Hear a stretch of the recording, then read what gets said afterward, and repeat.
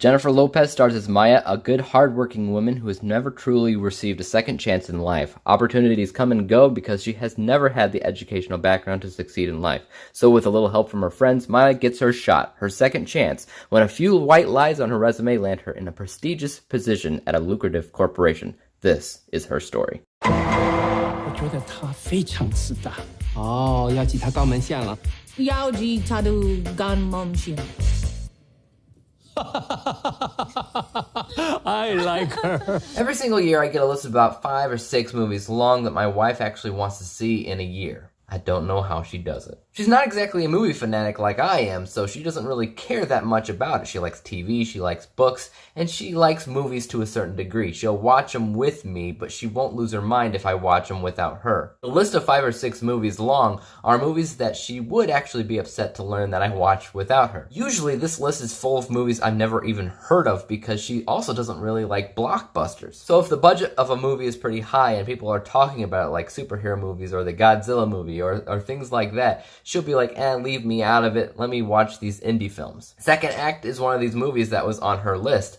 It's another movie I never even heard of before. All I've ever seen was the poster, which had Jennifer Lopez looking like Jennifer Lopez in pretty much every other movie she's ever been in her entire life. I also have to admit to myself that Jennifer Lopez has a knack for picking out movies that have heart, that has a genuine element to it. And that's the reason why a lot of people watch her stuff. So does it match that caliber, the thing that people actually expect from her? Let's get into it. So with the people category, obviously the first thing you're going to be looking at, and pretty much only thing you're going to be looking at, is Jennifer Lopez, J-Lo. She's the only reason you're watching this movie, because without her, this movie would really be nothing, and it would fall off of everybody's radar. And I will be honest, J-Lo feels fine. She does her thing. She works out very, very well for the film. However, everybody that revolves around her in this film doesn't.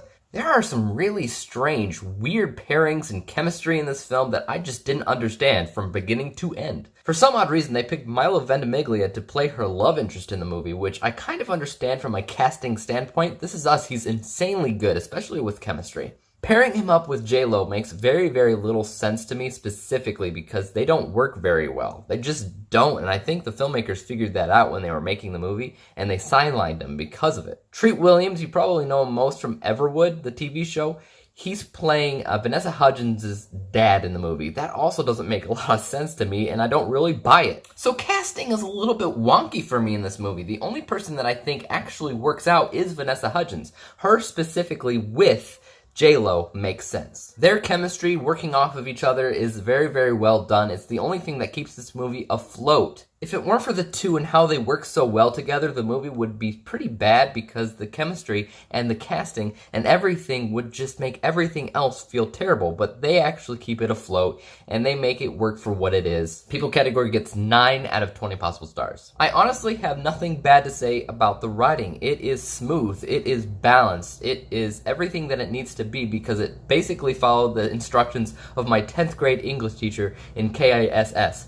Keep it simple, stupid. It never once tries to be anything more than what it is. It knows what it is, and because of that, it feels nice. It feels concrete. It feels balanced. It's not exactly perfect by any means because it doesn't really feel like an original movie. It feels like every other J-Lo movie that exists out there, and it's also not that interesting to me. I didn't really care to watch it from the get-go, but it did pique my interest once I started watching it, for whatever that's worth. I actually thought the dialogue was done pretty well because it is a comedy, and some of the comedy actually really, really works for this movie, which is a complete surprise and shock to me. I can't really dive too deep into it, but there is depth to the story. There is meaning behind everything. There's a couple of primary storylines that are going on that are personal to J-Lo's character. 8 out of 10 for writing. Behind the scenes was pretty darn typical. There was nothing about it that stood out. There was nothing about it great. There was nothing about it that was bad. It was completely and utterly forgettable. Cinematically monotonous, especially when it comes down to BTS. Obviously, this movie isn't all about behind the scenes. It's not about how it looks, it's about how it's written. And that's fine and dandy, but you can't have a movie that's well written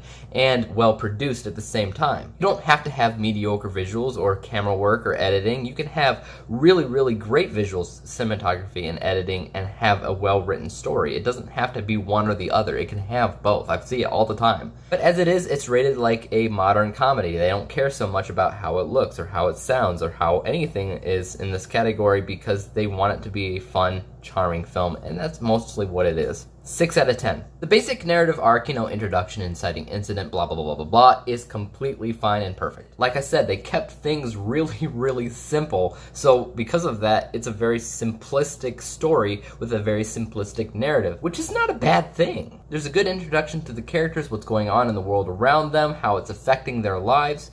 The inciting incident is ultimately when J-Lo's character gets a new job in a new corporation. Because J-Lo's character is trying to do something very, very specific with a plan of action in mind, there are obstacles in her way to get there. There's a good culminating event by the end for the climax, and the following action calms down and resorts to a new sense of norm. It's all very, very good. 10 out of 10. How entertaining is it? Well, it depends on who's watching the movie. If you are a fan of J-Lo, you'll probably love it. If you're like me, you'll probably be like, could be better.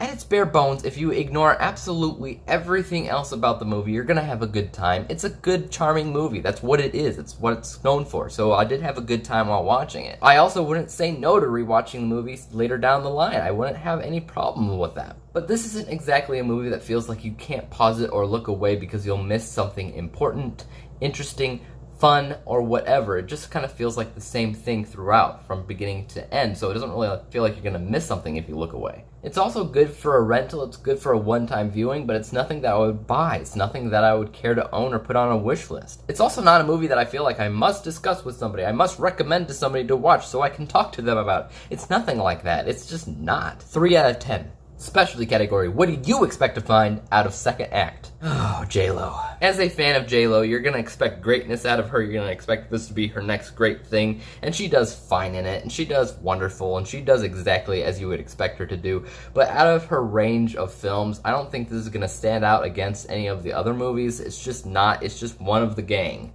5 out of 10. This is also seen as a dramedy, so it's a comedy, it's a drama, so how are these two genres combined? Comedy is fine. I actually liked a lot of what they were going for with the comedy. It's nothing that I loved. It's nothing that I say is the funniest stuff of the year. Nothing like that. It's just charming. It's stuff that you can get behind, but it's nothing that's going to last in your mind forever.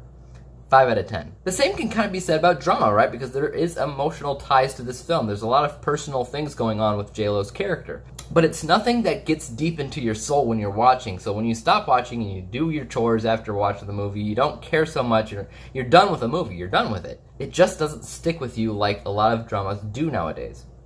5 out of 10. Halfway decent. Did they make the movie that they intended to make from the get-go? Of course they did. This is a J-Lo movie, guys. It feels like a J-Lo movie, and it is charming, and it is everything that it needs to be a J-Lo movie. This is a 10 out of 10. The specialty category gets 25 out of 40 possible stars. Once we add up all these points together, we get 61 out of 100 possible stars, 61%. So if you were in school, if you were in elementary school or whatever, that would be like a D, right?